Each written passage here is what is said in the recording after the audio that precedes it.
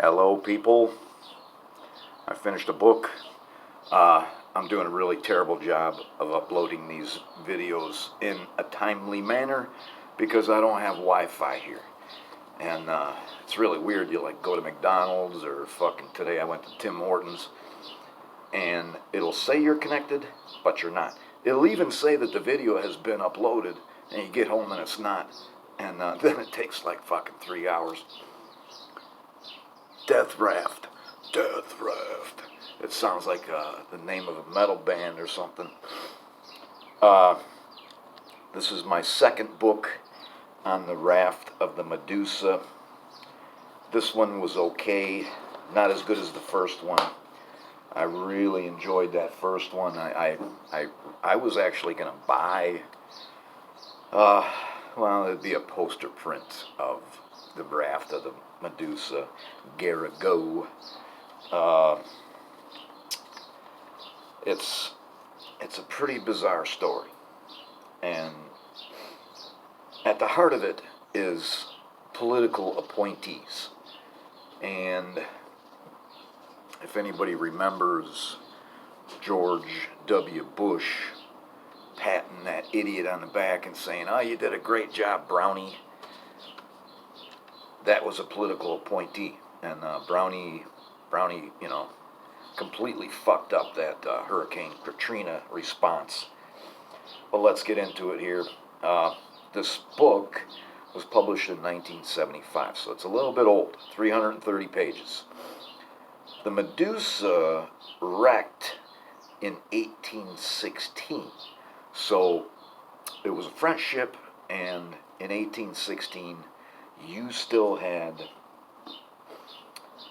all these Bonapartist people, and you had royalists, and they were at odds with each other. And the guy that was the captain of the Medusa was a royalist. He should have never been in that position. He grounded on this sandbank that was not very well marked on the maps. They knew it was there. He was supposed to go around the thing, but he made his turn back to the east much, much too early, and he didn't take soundings, all kinds of stupid shit he did. He was in a big fucking argument with his officers who were Bonapartists. There was 400 people on the Medusa, somewhere around there. It's like 403. They were taking back a colony that the English had seized in Senegal. And some of these people were settlers. There was a lot of soldiers.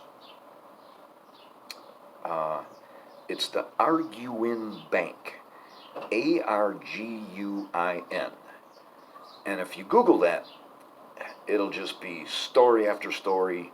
They have made this thing into a giant marine sanctuary for birds and fish. And what it is over the millennia, sand has been blown out of the Sahara Desert, and it's made a shallow spot there.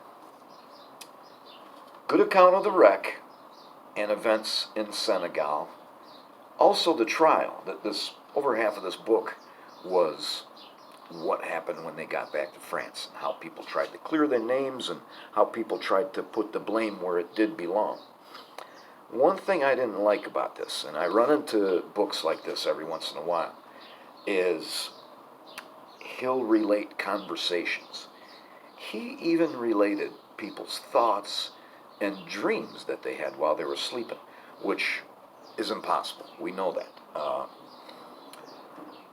It doesn't mean it can't be historically accurate.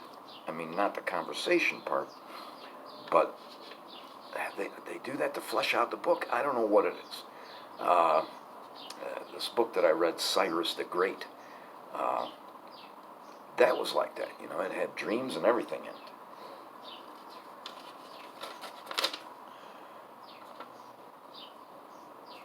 I don't have anything to read here.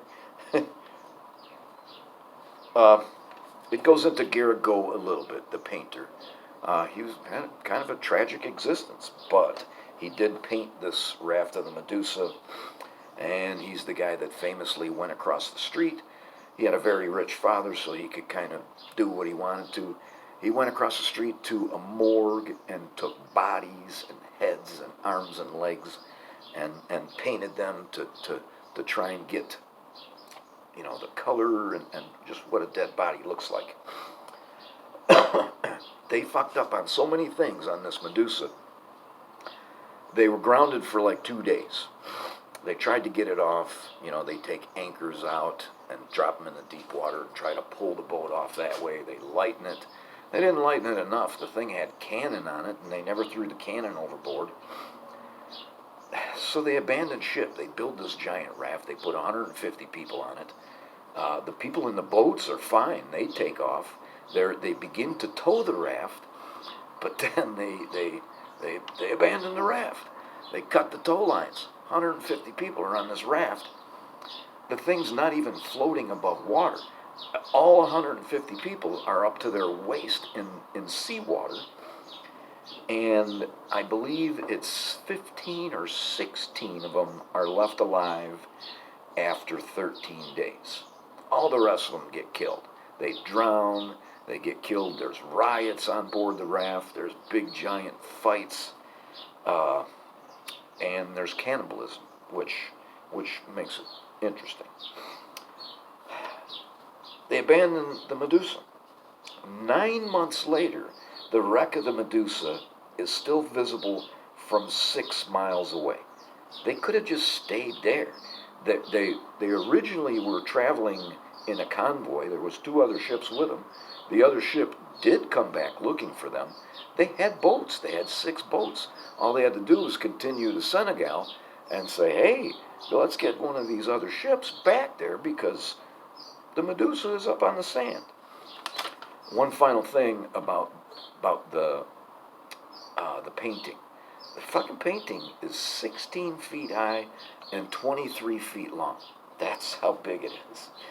There's a reproduction of it on the cover here, and of course the cover of the book is not going to do justice to something like that. Apparently he even used bitumen, they call it, which is asphalt. He used that in the painting for certain spots, and the bitumen is slowly ruining the painting, but it's still there in the Louvre. And one of the interesting things is this humongous painting has traveled around, and back in the 70s, it was in Detroit. You could have went to the DIA here and saw it. Of course, in the 70s, I was a teenager, and I didn't give a fuck about nothing but drinking beer and chasing women. So I probably wouldn't have gone to see a painting anyway. Thanks for watching. I will upload this as soon as I can.